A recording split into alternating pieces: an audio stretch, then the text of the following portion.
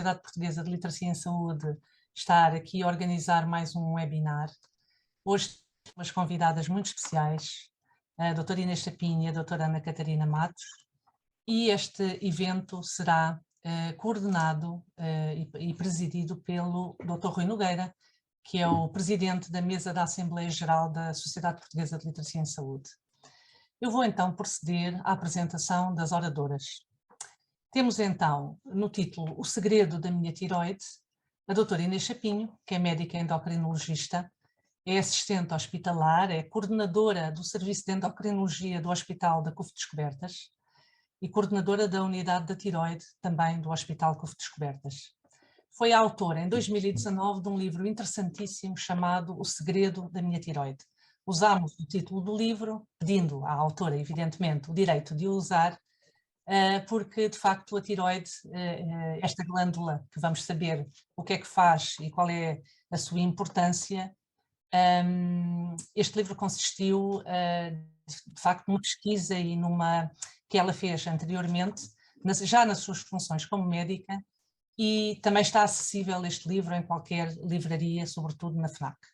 Depois temos a doutora Catarina Matos. A doutora Catarina Matos também é médica, é endocrinologista, é assistente hospitalar graduada de endocrinologia no Hospital de Braga e no Hospital Trofa Saúde Braga Centro. Sempre exerceu a sua atividade na área da patologia da tiroide e da patologia endócrina da mulher grávida. Também é membro do grupo de estudos da tiroide, da endocrinologia e da gravidez da Sociedade Portuguesa de Endocrinologia, Diabetes e Metabolismo. Vamos agora então, vai ter a palavra o Dr. Rui Nogueira, o presidente da mesa da Assembleia Geral da Sociedade Portuguesa de Literacia em Saúde, médico, que irá animar esta sessão. Dr. Rui Nogueira, o palco é seu. Muito obrigado, boa noite a todos e a todas. Um especial cumprimento à professora Cristina Vaz de Almeida e à doutora Inês Chapinho e à doutora Catarina Matos, que hoje vão conversar connosco a propósito da tiroide. E um cumprimento também a todas as pessoas que nos acompanham neste debate, um debate muito aberto, sem pretensões de serem lições, mas apenas de uma conversa muito informal e esperando também a participação de quem quiser levantar questões, quem quiser, enfim, levantar dúvidas que não nos ocorram e que, obviamente, serão muito bem-vindas, vindas do público, vindas das pessoas que sentem necessidade de conhecer este órgão, a tiroide.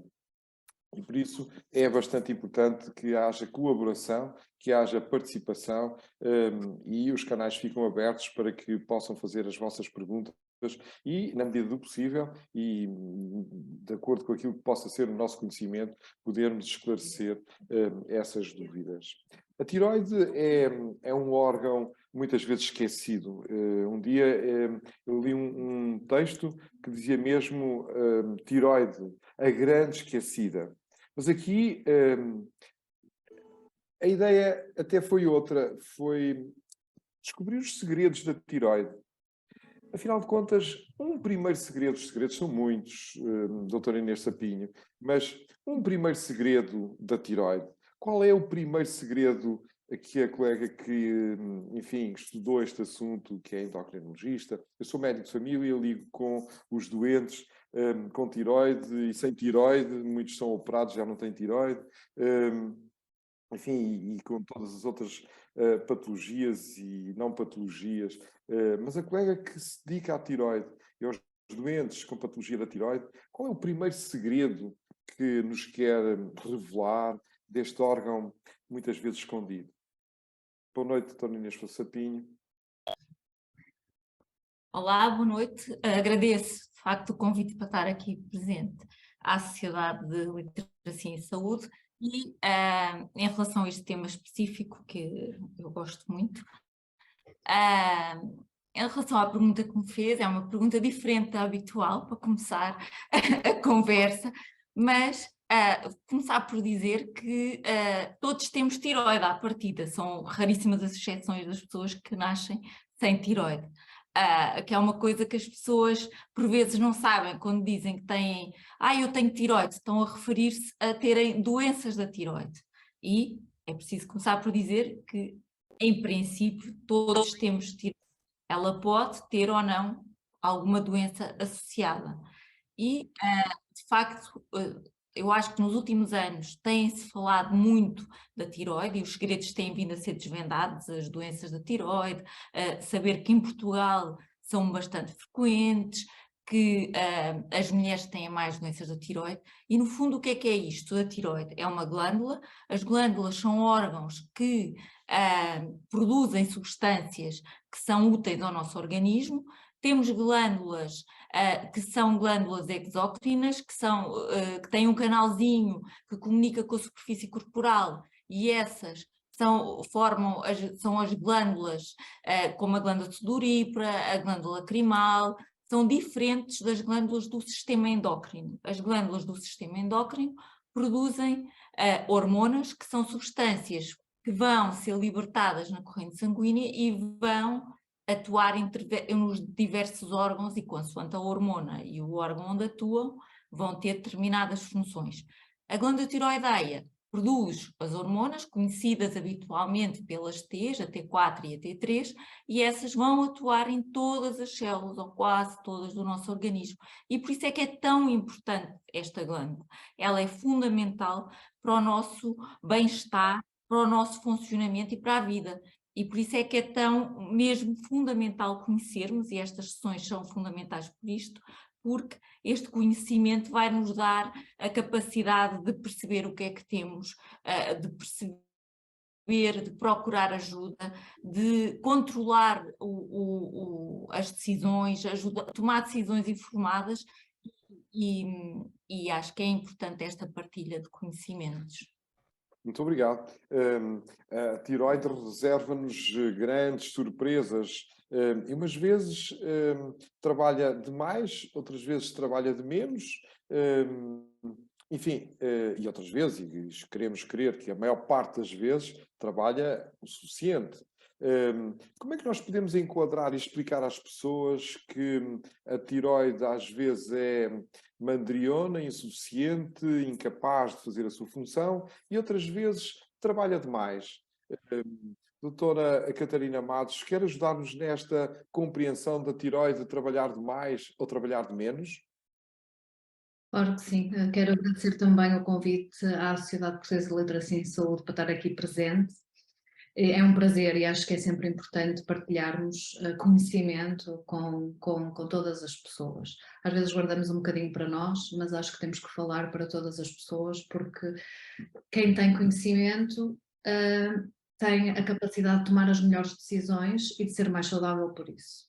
Falando especificamente da pergunta que me colocou, eu costumo dizer que a tiroide é uma glândula que produz hormonas, e que essas hormonas a gente deve pensar nelas como se fossem um combustível para o nosso organismo. Isto é, elas atuam na maioria das células e dos órgãos e dos sistemas do nosso corpo, funcionando como energia para o seu funcionamento. Elas são necessárias para o funcionamento cerebral, para o funcionamento do coração, dos pulmões, do sistema cardiovascular, do sistema reprodutor, do sistema musculoesquelético, do sistema gastrointestinal. E, portanto, percebendo isto, e percebendo que se os níveis hormonais estiverem normais, tudo isto está muito bem equilibrado e regulado, conseguimos perceber o que é que acontece quando a tiroide está a produzir excesso de hormona, ou, por outro lado, quando a tiroide não está a produzir hormona em quantidade suficiente. Portanto, quando a tiroide não produz hormona em quantidade suficiente, e isto pode ter diferentes causas, o que acontece é que falta então esta energia, este combustível a diferentes órgãos do nosso corpo, a diferentes sistemas. Eles ficam mais lentificados porque deixam de ter a hormona da tiroide a atuar. E, portanto, a pessoa pode sentir uma lentidão, uma dificuldade de memória, uma letargia, um cansaço, os reflexos, mesmo os próprios reflexos musculares ficam diminuídos, o metabolismo fica mais lento, portanto haverá uma tendência para aumentar de peso, os líquidos ficam no organismo, há edema, as pessoas sentem-se inchadas. Depois o intestino e o sistema gastrointestinal não funciona como devia, portanto as pessoas ficam obstipadas, o coração bate mais devagar e pode até levar a situações de insuficiência cardíaca, e os outros sistemas até endócrinos, nomeadamente o sistema reprodutor, pode não funcionar como devia, e em termos musculares também pode haver dificuldade em fazer atividade física. Em situações extremas, existem as situações do que a gente chama o coma mixedematoso, que resulta num hipotiroidismo crónico grave que nunca foi tratado. Por outro lado, no espectro oposto, temos as situações de hipertiroidismo, isto é, as situações em que a tiroide produz hormona a mais, que também as causas podem ser muito variadas. Então, vamos ter energia a mais, não é? Vamos ter excesso de hormonas, e as pessoas, são pessoas que nos aparecem como? Muito agitadas, com tremor, muitas vezes com fuga de ideias, com um pensamento muito acelerado. Como o metabolismo está muito acelerado também, normalmente são pessoas que, apesar de comerem muito, emagrecem e podem ter um emagrecimento muito desproporcional à ingestão calórica que têm, sentem muito frequentemente taquicardia, isto é, sentirem palpitações, sentirem o coração a bater muito rapidamente. Nas pessoas de mais idade, isto até se pode manifestar com arritmias, que podem ser graves, fibrilação auricular, por exemplo, é uma das situações que pode ocorrer. O tubo digestivo funciona demais e há muitas vezes queixas de hiperdefecação ou até de diarreia ou de um aumento do trânsito intestinal, e depois há um consumo muscular e ósseo importante também.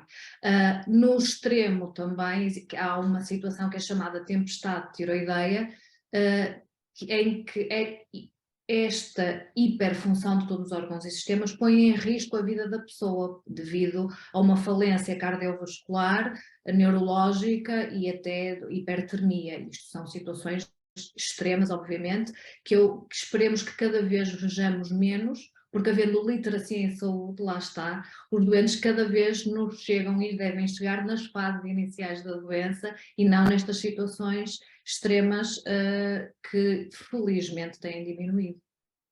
Muito obrigado, exatamente, doutora Catarina Matos. Vou agora provocar a doutora Inês. Doutora Inês, então, sendo a tiroide um órgão que até nos pode dar mais energia, se estamos até disponíveis para ingerir mais alimentos e até emagrecemos, não seria até razoável termos um hipertiroidismozinho? Não podemos provocar um hipertiroidismo para sermos felizes, somos mais acelerados, somos mais rápidos, mais expeditos e comemos à vontade e emagrecemos. Isso não é uma vida ideal? Não é algo que ninguém tenha pensado até agora, verdade? E já lhe passaram muitas pessoas, de certeza, na consulta nessa situação.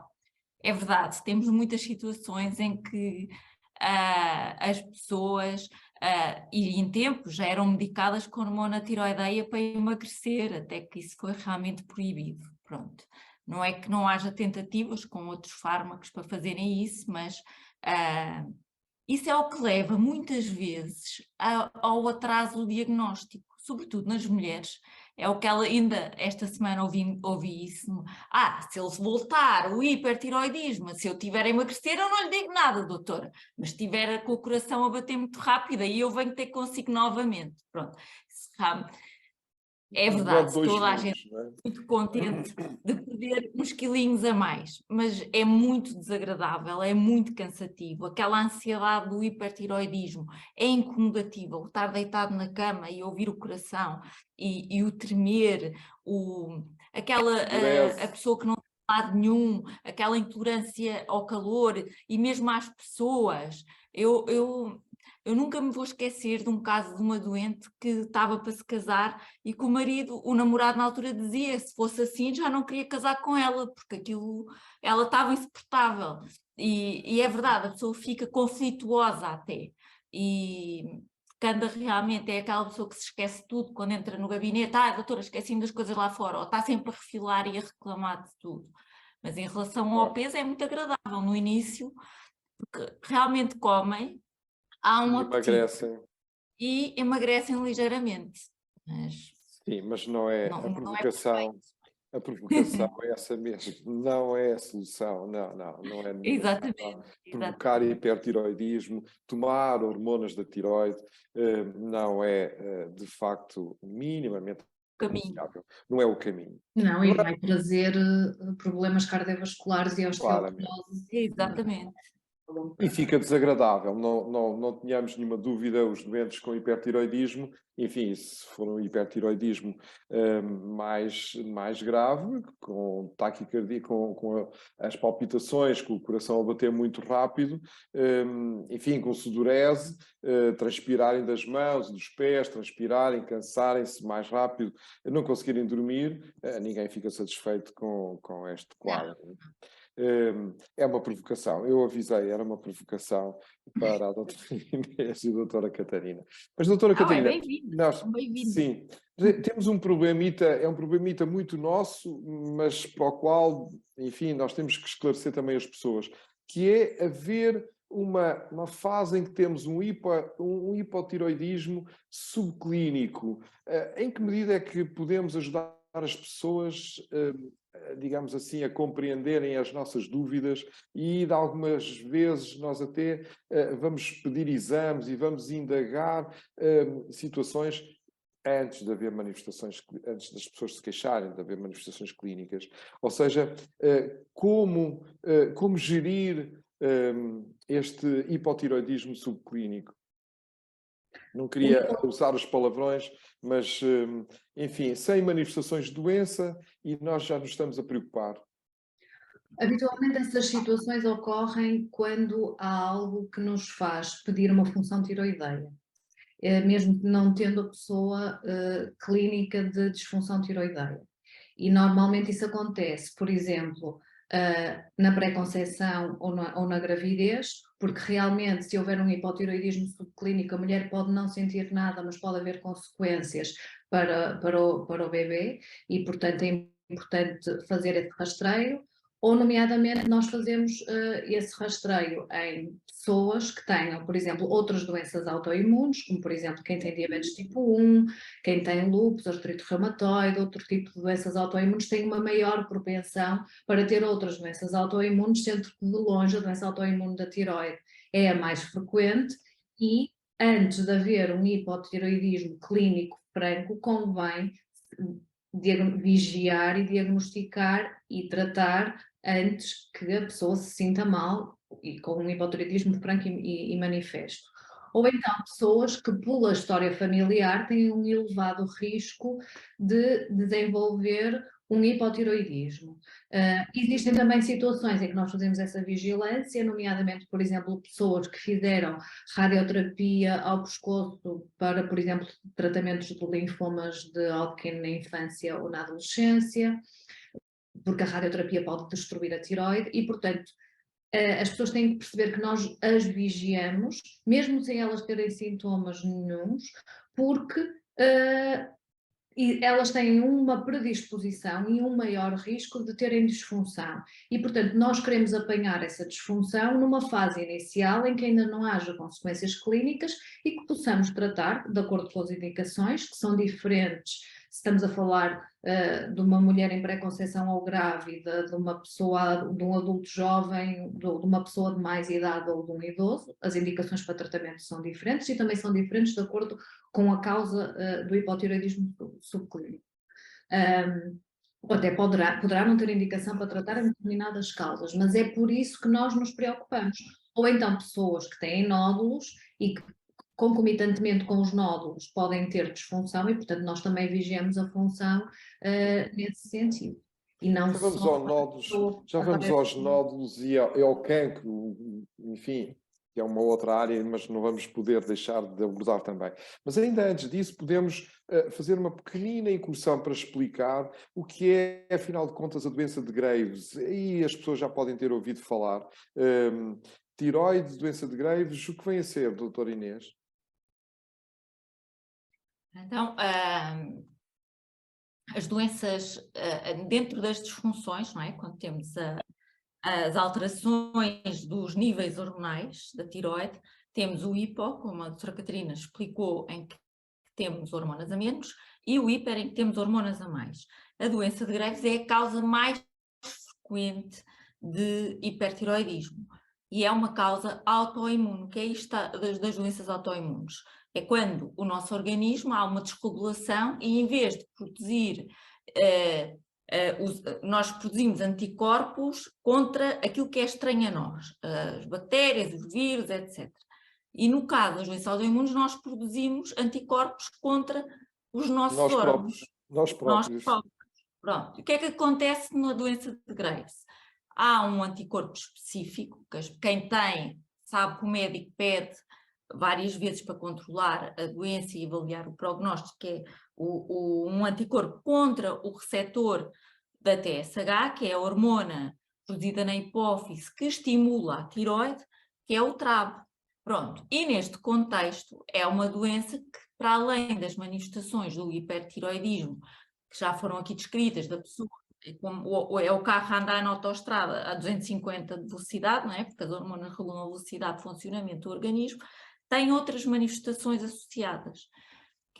Porquê? Porque esses anticorpos podem atuar noutros órgãos que têm esses receptores.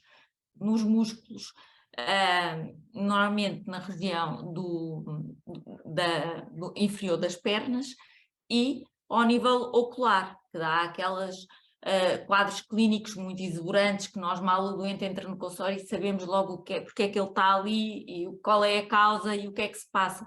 Geralmente vêm de óculos escuros, não toleram, têm fotofobia à luz, lacrimejo, o olho saliente, muito esbugalhado, quase um olhar de sapo, não é? Pronto. E neste contexto, a doença de Graves, como é uma doença autoimune, é uma doença que é crónica, que não tem propriamente cura.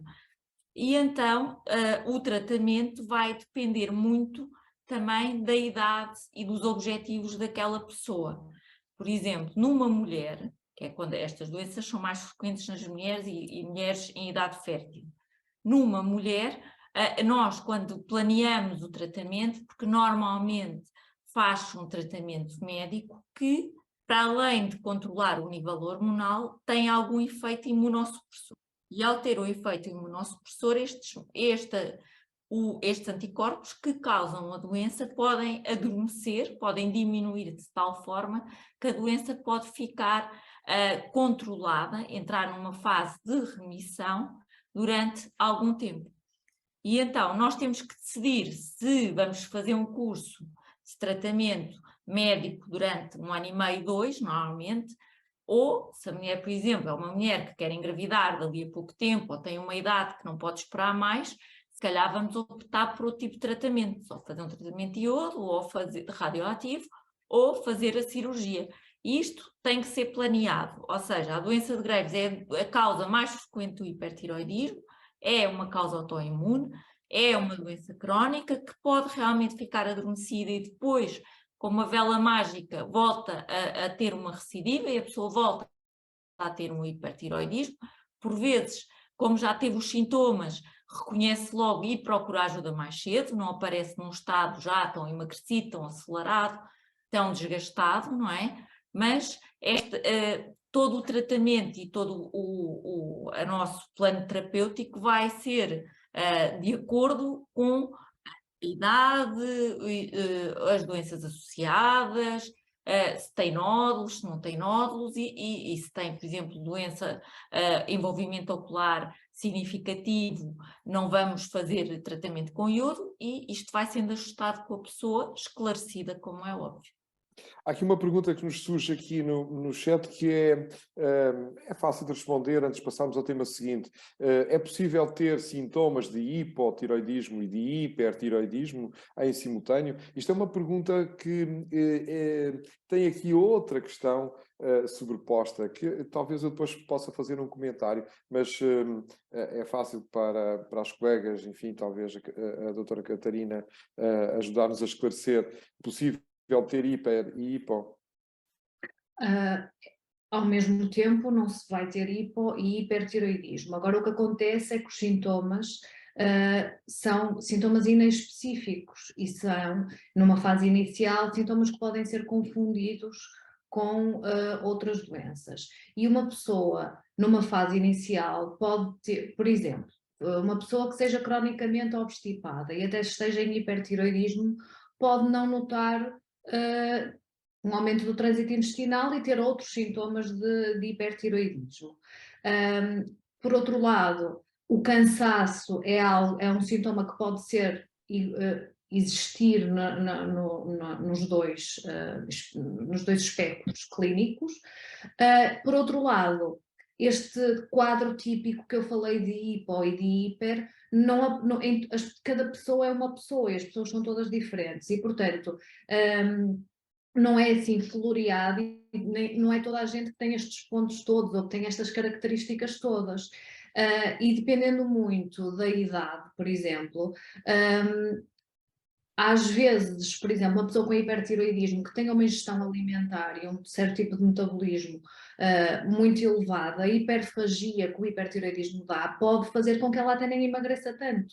E uma pessoa com um metabolismo diferente ou uma pessoa que habitualmente come menos pode emagrecer mais. Portanto, às vezes não é de livro os sintomas que as pessoas têm, não é? Não é taxativo olhar e dizer é hiper ou é hipo, não, às vezes pode ser uma manifestação apenas de cansaço, oscilações de peso, oscilações de trânsito intestinal, umas palpitações que até são de ansiedade ou porque as coisas andam a correr pior porque anda cansado, e numa fase não muito grave de ambas as situações clínicas, podem-se confundir um bocadinho os sintomas. Por outro lado, uma pessoa que esteja a ser tratada com fármacos para uma doença, para um hipotiroidismo, por exemplo, se fizer tratamento a mais, isto é, se tomar a hormona da tiroide a mais, vai ter sintomas de excesso de hormona, portanto, tem um hipotiroidismo, mas vai ter sintomas de hiper.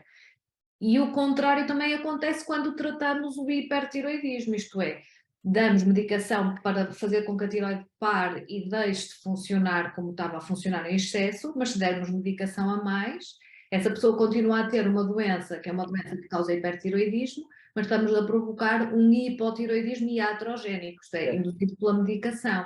E, portanto, a pessoa pode oscilar, uma pessoa que tinha sintomas de hiper pode passar a ter sintomas de hipo por excesso de tratamento. Acho que é importante também perceber isso. Claramente. Ou seja, uma coisa é sequencial da outra, mas o comentário que eu queria fazer, a colega tocou neste aspecto, mas é importante transmitir isto às pessoas. Não há quase nunca doentes puros, ou seja, só tem aquela doença. Tem aquela doença, mas há outras manifestações acessórias que não têm a ver com aquela doença, podem confundir-se com ela.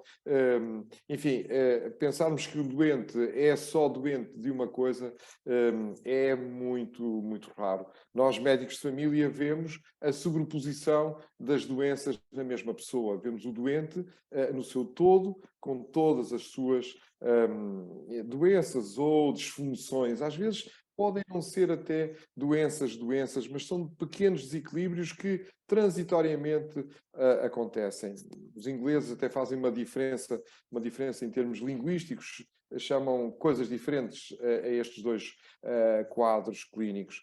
Nós não fazemos assim tanta diferença, temos a noção de doença, e o doente muitas vezes acaba por pensar que aqueles sintomas são desta doença, quando na verdade são de outra, não é? Enfim, vamos aos nódulos. A tiroide tem nódulos. Doutora Inês, há nódulos bons e nódulos maus? Podemos classificar assim, alguns nódulos nós aceitamos como bons? mas são nódulos, e outros nódulos são maus e não aceitamos bem, não gostamos muito. É assim? Ai, peço desculpa que eu tive aqui um problema. Eu deixou de estar no sítio onde estava, de Não, facto, deixei. fugiu Não, do sítio. agora não ouvi, peço Já desculpa. estava a O falar de computador esteve nódulos. aqui. Estava a introduzir o tema nódulos. A tireoide tem nódulos bons e tem nódulos maus. Sim. Ter-se-á a dizer que apreciamos os bons e ficamos tranquilos com os bons, preocupamos-nos muito com os maus. Podemos dizer que há nódulos bons e nódulos maus? Podemos dizer, passando a mensagem, que a grande maioria dos nódulos da tireoide são nódulos que não nos dão problemas significativos. Pronto, eu acho que esta é a mensagem principal que há a passar. Os nódulos da tireoide são extremamente frequentes na população, com a realização dos exames e quem fizer ecografias, em 10 pessoas, 3 a 6 têm nódulos da tireoide, que é muito, não é? Aqui nesta sala há ainda muita gente com nódulos da tireoide. Agora, não quer dizer que estes nódulos sejam nódulos que causem uma doença significativa. Pronto, só que perante o nódulo nós temos que perceber que tipo de nódulo temos à frente, não é? Se aqueles nódulos calham naqueles 5 a 8% de nódulos malignos, que são maus, é o que estamos a falar, que são cancros. E isso é que é importante avaliar. Como é que nós avaliamos isso? Normalmente a história clínica continua sempre a ser o nosso pilar, não é? Porque nos vão dar se há história familiar, como é que apareceu o nódulo, quando é que ele apareceu, se tem crescido, se não, se há história de radiação na infância, todo esse contexto que nos permite logo caracterizar um bocadinho e orientar na avaliação. Depois, o exame objetivo, aquela avaliação, a palpação é muito importante, só que na maior parte destes casos são nódulos até não palpáveis. Quando são nódulos malignos, os tais nódulos maus, é importante dizer que eles também não dão sintomas. Na maior parte dos casos, que é uma coisa que as pessoas se surpreendem muito, a função tireoideia é normal, temos hormonas normais. E agora, o que é que nós vamos fazer perante o nódulo? Vamos fazer a função tireoideia, é fundamental, porque temos, aquele nódulo também pode produzir outras hormonas em excesso. Temos que ver as características ecográficas daquele nódulo, cada vez mais a ecografia nos está a orientar, não nos diz se é maligno ou benigno, mas orienta-nos, dando-nos indicação se é para fazer logo a punção, fazer o exame para que nos permita avaliar o tipo de células que aqueles nódulos têm e também percebermos aqui depois, basicamente são estes, a citologia, se é necessária ou não, a citologia é com a ecografia, o médico vai retirar pequenas células que vão para a análise e aí nós vamos perceber, caracterizar os nódulos. Tendo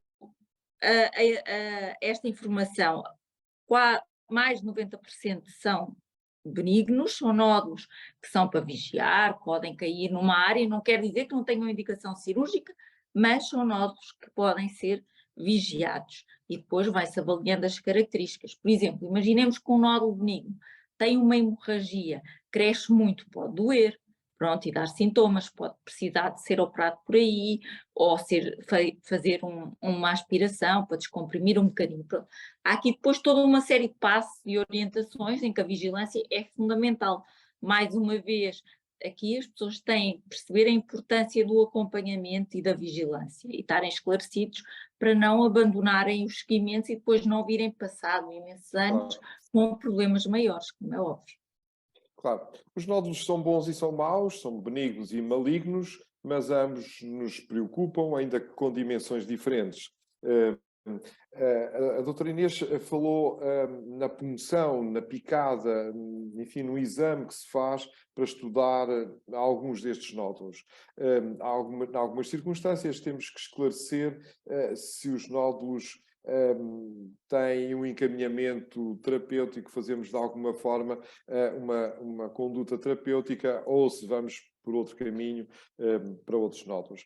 Perguntava à doutora Catarina, será difícil para o doente, bem entendido, será difícil fazer esta punção, para esclarecer, uma picada com uma agulha no pescoço? Isso não será uma violência? Não será perigoso? Será que corremos muitos riscos em fazer uma picada com uma agulha no pescoço? Isso não é assim muito perigoso? Quanto a ser perigoso ou não, posso dizer que não é perigoso. Quem faz, sabe fazer, tem experiência, isso à partida sabe aquilo que está a fazer. Por outro lado, as pessoas têm que ter noção que a tireoide é um órgão que está aqui debaixo da pele e que nós palpamos facilmente, não é um órgão que está lá dentro, profundo, digamos assim, profundo, ele lá muito atrás, não. Está à superfície, por baixo aqui da superfície da pele. E, portanto, uma agulha facilmente, uma agulha pequena, com um calibre pequeno, facilmente, agora, sempre sob controle ecográfico, para termos a certeza que estamos no nódulo e que estamos a aspirar a parte certa do nódulo, porque muitos nódulos são mistos, isto é, tem um componente líquido e um componente sólido, e nós queremos retirar a parte do componente sólido, que é a parte que tem células. E, portanto, hoje em dia faz-se isto com controlo ecográfico, por isso mesmo, sendo que há alguns anos atrás se faziam muitos, mesmo sem ecografia, porque é muito fácil palpar um nódulo e saber onde ele está, isolá-lo e mesmo sem ecografia conseguir fazer a punção. Mas hoje em dia as punções são feitas sob controle ecográfico e nós temos vasos importantes que passam no pescoço, lateralmente à tireoide, mas a ecografia permite-nos saber que não vamos picar esse nódulo. Claro. O que vai acontecer a seguir é que depois de tirar a agulha, é como quando tiramos sangue, fica ali uma pequena zona que pode sair um bocadinho de sangue e a pessoa faz um bocadinho de compressão e depois põe um penso e vai para casa. É colocada habitualmente antes da punção uma anestesia local da pele, só para aumentar um bocadinho o conforto. Agora, se é difícil ou não de fazer, também depende da própria pessoa, não é? E da localização do nódulo. Do próprio e da dimensão. Alguns nódulos estão lá mais inferiores, lá mais embaixo. Podem ser mais difíceis. Posteriores, podem ser mais difíceis, mas a ecografia guia a agulha, digamos, o médico faz a picada, está também com a ecografia e, portanto, está a ser guiado, conduzido pela ecografia para acertar no nódulo, vamos dizer assim, acertar. E a percepção de dificuldade depende também um bocadinho da própria pessoa, não é? Todos nós sabemos que há pessoas mais sensíveis que outras, a sensação de dor e a sensação de ansiedade que um exame pode causar é diferente de pessoa para pessoa. Obviamente, nós temos relatos de doentes que dizem que não sentem nada e outros doentes que só o facto de estarem com o pescoço em hiperextensão, não é? Porque o processo é feito deitado com o pescoço em hiperextensão, só isso os incomoda bastante. Portanto, claro que a percepção e a ansiedade do exame e a dor é subjetiva, mas não é exagerada, que leva a que a pessoa tenha que estar completamente anestesiada ou sedada e que é perfeitamente seguro. Claro, exatamente. Essa é a ideia e a mensagem que se tem que transmitir. Há uma pergunta aqui assim que eu faria agora para a doutora Inês, que é: há diferenças nos problemas da tireoide nos homens e nas mulheres? É uma pergunta que nos chega através do chat. Há diferenças? Desligar isto. A doutora Inês consegue ouvir-nos? Vem lá, que está. Se calhar a doutora Catarina pode responder enquanto a doutora Inês resolve o problema de ligação, está bem? Está bem. Eu também fiquei com problema de voz. Já está. Pronto, peço desculpa pela confusão que o computador tinha ido abaixo. Mas estávamos com as nossas duas médicas lesionadas. Transitoriamente. Há diferenças as doenças da tireoide são muito mais frequentes nas mulheres. Não se sabe o motivo, não se consegue explicar o que é que leva a que isto aconteça desta forma. São mais Há uma perfeitas. expressão que eu acho, pronto, pode ser, está ligada ao cromossoma X, é genético, é hormonal, mas na realidade são números muito diferentes, só podem ocorrer entre 6 a 8 vezes mais nas mulheres.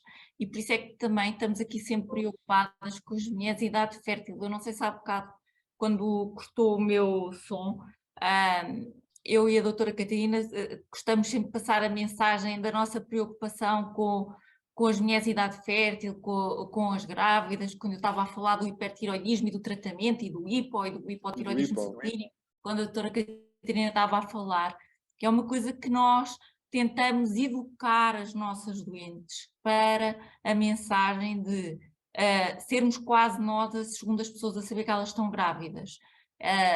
Porque para engravidar é fundamental a função tiroideia estar normal, estar otimizada, e ao contrário do que possa parecer ou que as pessoas possam julgar que não podem fazer a medicação, etc. Não, no caso do hipotiroidismo, essa medicação não deve de todo ser interrompida, tem que ser ajustada. Isso é muito importante, esta mensagem, e nós até temos o cuidado, por exemplo, eu dou aqui um exemplo do que eu faço diariamente, que é escrever, então agora fica a fazer esta medicação, se por acaso engravidar passa a fazer esta, até falar comigo, toma aqui o mail e mal confirmo, manda o mail para anteciparmos a consulta, fica a consulta marcada, imaginemos daqui a 6 meses, se engravidar, envia o mail e antecipamos isto, mas até lá ajusta sempre a dose da medicação. No caso do hiper, as coisas são um bocadinho mais complicadas, são medicamentos diferentes, podem ter alguma ação teratogénica e aqui temos que avaliar muito bem, por isso é que se tem que ponderar muito bem o tratamento numa mulher que quer engravidar.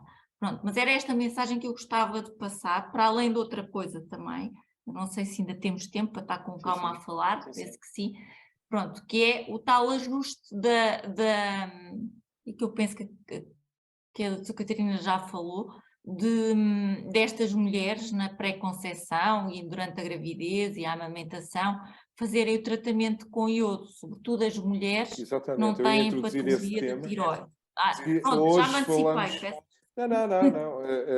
É mais recente, mas hoje fazemos suplementação com iodo, está recomendado pela Direção-Geral da Saúde, mas depois de fazer análise, se possível, antes de engravidar, pré-concepcionais, ou quando fazemos as análises no início da gravidez, incluímos a tiroide, já antes o fazíamos, mas agora com uma maior acuidade para introduzir ou não o iodo. Que significado é que tem o iodo durante a gravidez? Porquê esta preocupação com a introdução de iodo nas grávidas, ou se possível, antes mesmo de engravidarem? Mais ainda, durante toda a gravidez e durante a amamentação. É assim tão importante? É fundamental, porque o iodo é como se fosse o combustível para a síntese das hormonas tiroideias. E por isso percebe-se facilmente a importância do iodo, não é? Se nós sabemos que o desenvolvimento normal é preciso termos as hormonas com níveis normais, o iodo tem que estar nos níveis adequados para esta síntese, e durante a gravidez há um aumento das necessidades, há um aumento da produção de hormonas, há um aumento das necessidades de iodo, e por isso é que se recomenda fazer a suplementação prévia à gravidez e ao longo de toda a gravidez e na amamentação, até porque o iodo, vamos lá ver, para o bebê, o iodo que o bebê recebe durante a gravidez vem da hormona tiroideia da mãe, mas no pós-parto vai pelo leite materno. E aí, se for um bebê que está com amamentação exclusiva, não é? É fundamental ter o iodo. Agora, numa mulher que tenha problemas de tiroide, o iodo pode vir agravar esses problemas, por vários mecanismos que não interessam agora, mas pode agravar. O que é importante nós passarmos a mensagem para a população em geral, para as mulheres, usarem, e onde é que há iodo? Não é? Quais são os alimentos que têm iodo? que no nosso país, por exemplo, há uma legislação já, e se vocês se calhar sabem melhor até, e também sabem bem, para haver suplementação com sal iodado, porque é um sal enriquecido com iodo, não é o sal normal que se usa para cozinhar, mas esse sal está à venda em todos os supermercados. E esse sal é que deveria ser usado, mesmo pelas crianças. Isto está a gravar. E Não está a gravar. usar esse sal iodado e depois procurar os alimentos ricos em iodo. Quais são estes alimentos? Os alimentos que têm origem no mar, não é? O peixe do mar, não é o peixe da aquacultura, o peixe do mar, o marisco, as algas e os laticínios. São assim aqueles alimentos que são ricos em iodo. Por isso, é que é importante, quando dizem assim, que alimentos é que eu devo fazer para a tiroide? Doutora, não posso comer isto. Não. A alimentação mediterrânica variada, rica nestes elementos, é que é fundamental para uma boa saúde em geral e para a saúde aqui da tiroide também. Claro. E por isso fazemos a análise em todas as grávidas no início, com esta análise da tiroide, para ver se podemos ou não podemos fazer a suplementação com iodo. Se possível, devemos fazer essas análises antes mesmo de engravidar, ou seja, na consulta pré-concepcional. É fundamental hoje em dia, enfim, chegou-se a essa conclusão, apesar de vivermos junto do mar, apesar de usarmos muitos alimentos vindos do mar, ricos em iodo, a verdade é que comemos muito peixe que não vê o mar e, apesar de tudo isso, temos déficit de iodo. Não vale a pena estar a dosear o iodo, mas sabemos que temos déficit de iodo e, portanto, fazemos todas as grávidas fazem suplemento de iodo, se puderem fazer, se não tiverem patologia da tiroide, bem entendido. Na Europa, eu julgo que só há um país onde preconizou mesmo o sal iodado, uma forma maciça, que é a Holanda. O sal iodado é bem mais caro e o processo industrial é caro, ao que me disseram, enfim...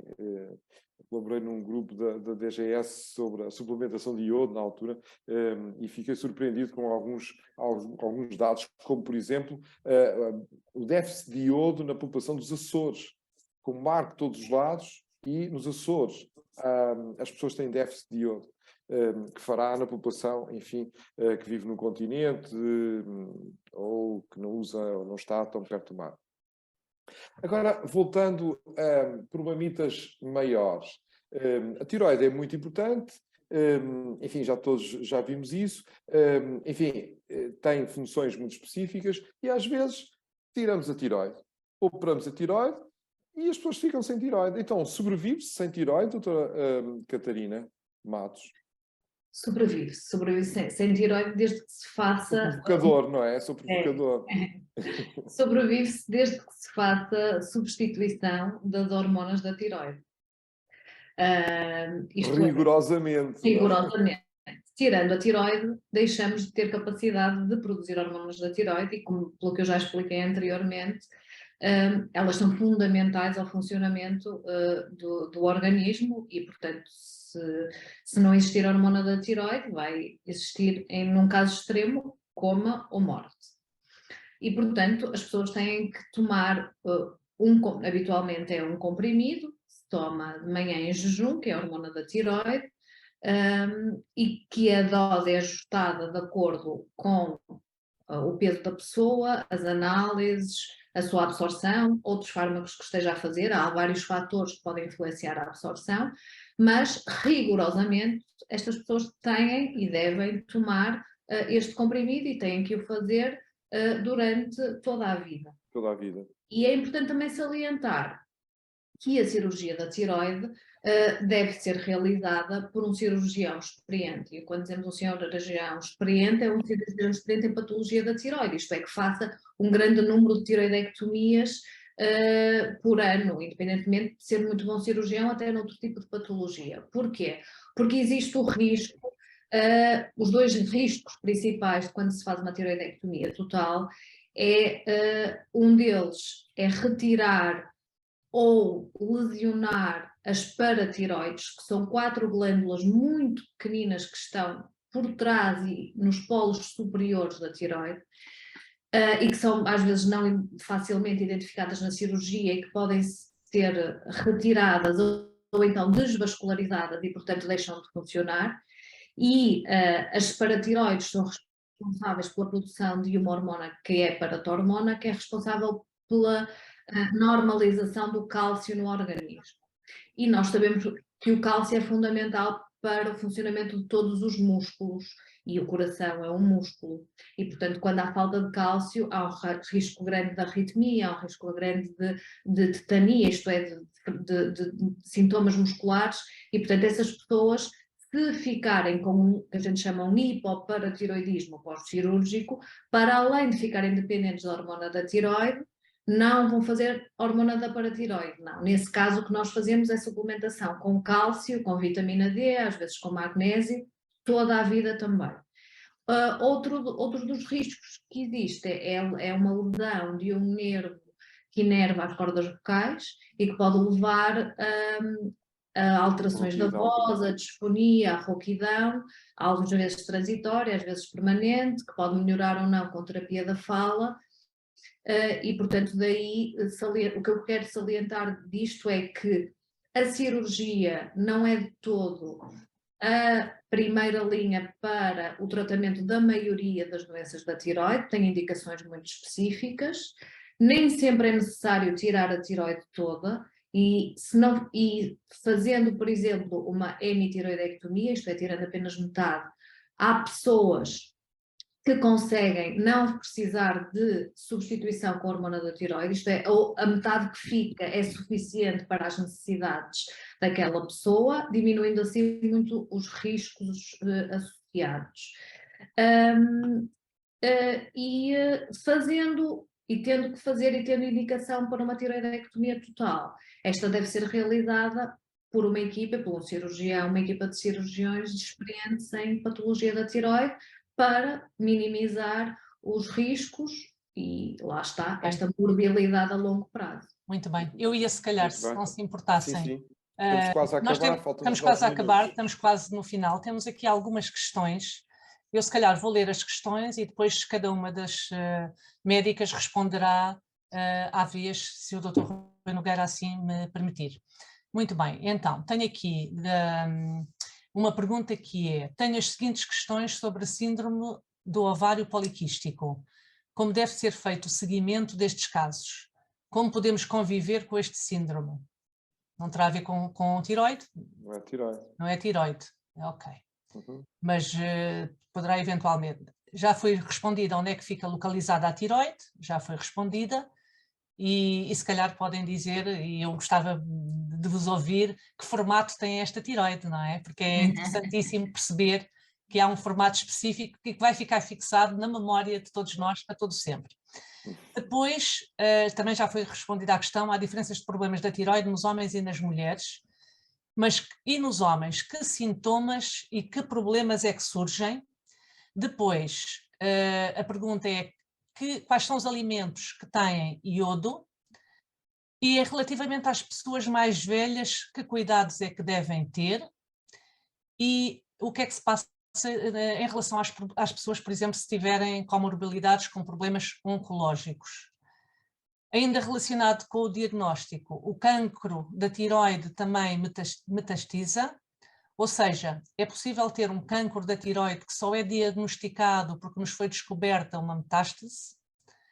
E a última pergunta, não, ainda há uma, leva à perda de cabelo, a tiroide, e fiz uma tiroidectomia há 2 meses, estou a tomar Léter 100 microgramas, mas estou com arritmias, é normal isto acontecer?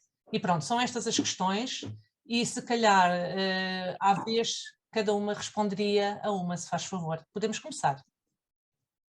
Então, em relação à forma da tiroide, é muito bonita porque é uma borboleta. A tiroide tem 2 lobos e por isso é que há bocado estávamos a falar em hemitiroidectomia ou lobectomia, que são os termos que são geralmente usados, em que se tira uma parte da tiroide, um lobo, não é? E quando vemos a anunciar questões da tiroide, normalmente aparece sempre a borboleta. há aqui perguntas, pronto, vamos alternando, que já segui. Catarina, doutora Catarina, Sim. perda de cabelo, Diga? perda de cabelo, Pronto, sim, pode estar relacionado com patologia da tiroide. No hipotiroidismo o cabelo fica mais seco e mais quebradiço, disso, e no hipertiroidismo fica mais oleoso e mais oleoso. lento, e portanto, tanto numa situação como noutra, pode haver queda de cabelo relacionada com a patologia da tiroide. Sim. Tiroidectomia e agora com 100 microgramas de tiroxina, de hormona tiroideia, estando com a arritmia, pode estar relacionado com a terapêutica? Poder pode, só que tal e qual como a queda de cabelo pode estar associada a imensas outras causas, como a falta de ferro, um estado pós-parto, uma depressão, etc. A arritmia também pode estar relacionada com outro conjunto de patologias. Eu acho que nestas situações, e é o que eu costumo dizer, que as pessoas, eu fiz o autoajuste da dose, não é? A única altura em que eu recomendo o autoajuste, e foi porque nós recomendamos, é quando a mulher sabe que está grávida. É a única situação em que devem fazer o autoajuste.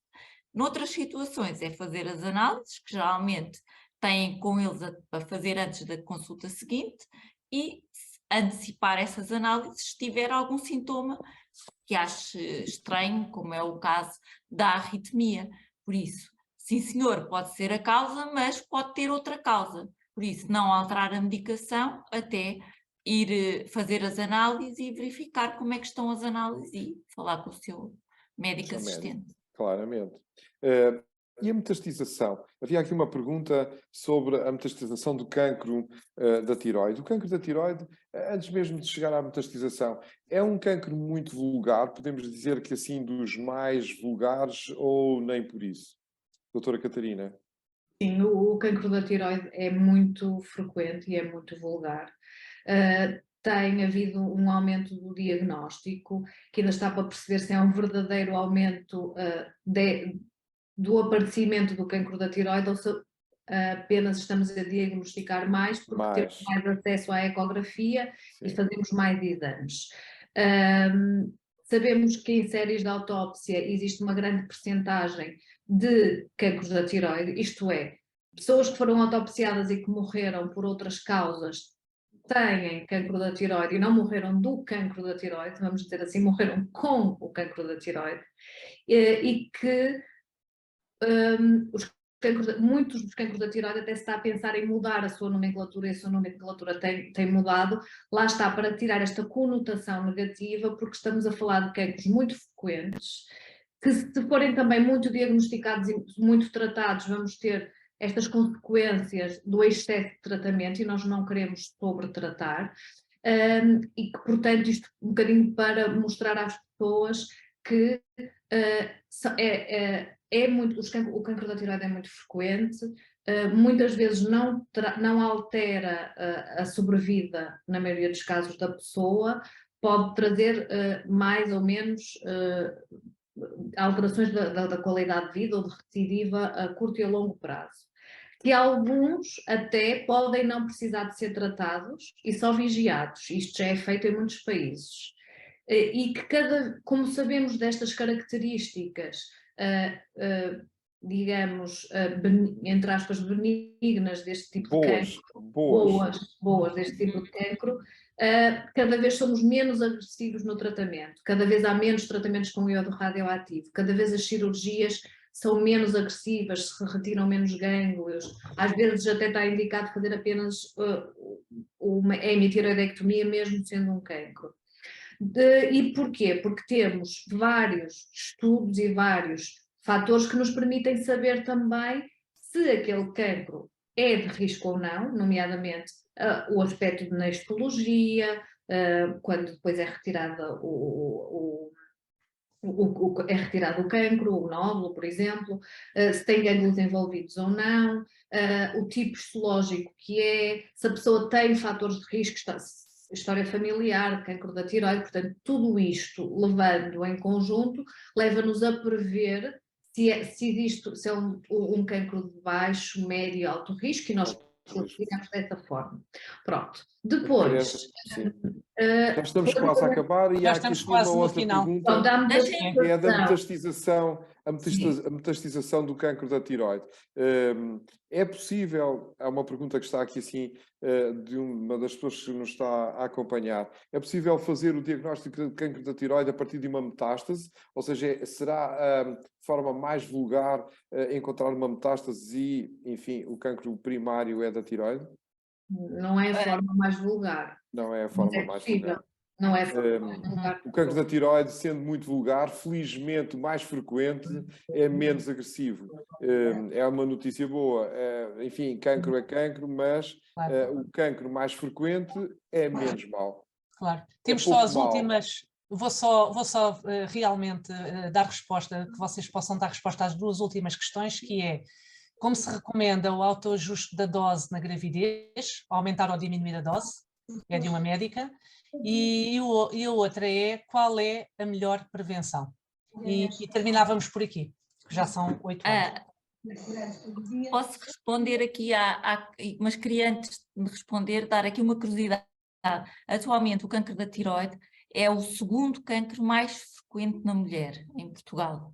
A seguir, o primeiro é o cancro da mama e depois é o cancro da tiroide. Há uns anos atrás, nós dizíamos sempre que era, e aparece sempre, que normalmente há 400 a 500 novos casos por ano, e os últimos dados de 2020 já falam em 1.600 e tal casos ano, que é uma grande diferença e provavelmente lá está porque há muito diagnóstico.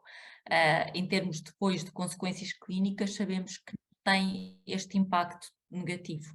Em relação à questão do ajuste da dose, depende de cada situação da mulher, não é? Normalmente nós sabemos que há um aumento das necessidades ali de 20%, 30%, 40%, pronto, por isso é que a mulher aumenta um bocadinho, imaginemos, damos mais meio comprimido ali num dia ou 2 da semana, mas ela tem que ir automaticamente à consulta e depois fazemos o ajuste e um esquema. Pronto, mas tem-se, pelo menos as nossas doentes acabam por ter sempre esta indicação para fazer o autoajuste. Como é que podemos prevenir doenças da tiroide? Eu acho que é cuidando de nós, estarmos informados, temos este controle com a informação, se temos dado os sintomas da tiroide serem tão inespecíficos, no caso das disfunções e os nódulos assintomáticos, e o cancro, como eu disse, pode ter uma função normal, é quando nós notarmos alguma coisa diferente, procurar um médico a fazer uma avaliação, faz o despiste e ficamos tranquilos, não andamos a pensar até... Claro. E hoje temos mais possibilidades. Temos mais possibilidades. Não falámos de bócio e do bócio multinodular de uma forma muito concreta. Hoje o bócio já não tem o mesmo estigma que teve noutras alturas, mas a doutora Catarina, só para que não ficasse o bócio sem falar, quando falamos 1 hora de tiroide e não falar de bócio ficava assim mal, uma palavrinha sobre o bócio, doutora Catarina. Bócio significa tiroide aumentada. Ponto. Pronto. Estávamos a esquecer do bócio, não é? Quando se fala falámos dele. Nós usamos a palavra. Só que não nesse a expressão. Claro. Portanto, pode ser tiroide aumentado, pode ser multinodular, claro. Pode ser nodular, pode ser difuso, mas significa tiroide aumentada. Muito bem. Sim, senhores. Terminamos a nossa... Muito obrigado. Eu despeço-me aqui, passava a palavra à professora Cristina. Muito bem. Acho que navegámos aqui... A colaboração da doutora Inês, da doutora Catarina Matos. Muito bem. Eu acho que foram muito simpáticas, com respostas muito concisas e adequadas. É verdade. Muito obrigado pela vossa participação e a todos. E até uma próxima oportunidade. Passo a palavra à professora Cristina Vaz de Almeida, faz favor. Muito bem. Muito obrigada, Dr. Rui Nogueira. Também foi um excelente moderador. Tivemos aqui 2 intervenientes e 2 oradoras fantásticas, a doutora Inês Sapinha e a doutora Catarina Matos, salientando que são também sócias da Sociedade Portuguesa de Literacia em Saúde, e este também é o contributo também da ciência para o cidadão. Levar a informação que às vezes é complexa, de uma forma simples. Correu aqui uma série de informação, este episódio que dura 1 hora, depois pode ser revisto mais tarde em gravação, e por isso agradecemos a todos os presentes, às 8 horas da noite estar aqui um conjunto de, sei lá, 4 dezenas de pessoas ainda interessadas, é porque de facto estamos no bom caminho. Muito obrigada a todos os presentes, muito obrigada pelas perguntas, também à ONIAL de sempre o nosso agradecimento, porque nos ajuda aqui a gerir este momento também audiovisual. Dr. Rui Nogueira, ao Presidente da Mesa da Assembleia, muito obrigada e boa noite. Até à próxima. Boa noite, muito obrigado. Até à Obrigada. próxima. Obrigada, boa noite. Muito obrigado. Muito bom, caras conhecidas. Muito bem, muito bem. Para a semana a mais, não é? Vamos ter agora mais uma série de webinars e vão ser anunciados em breve. Dr. Rui, vamos... Muito obrigado. Obrigada. Está bem? Obrigada. Até amanhã. Obrigado. Boa noite.